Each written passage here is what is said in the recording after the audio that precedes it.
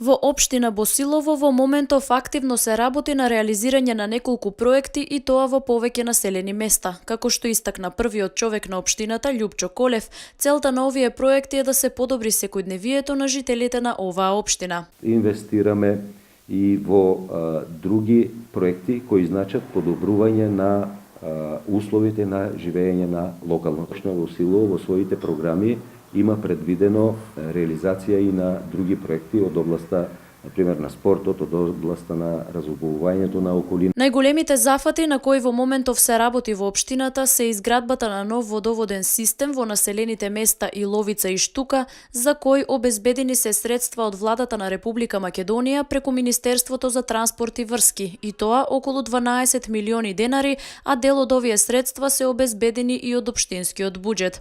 Понатаму планирано е овој систем да се прошири, ќе се гради и нова амбуланта во Иловица. Сите тие објекти и сите тие инвестиции, мислам дека до крајот на годината ќе бидат реализирани, бидејќи имаме и зафати кои зависат од временските прилики.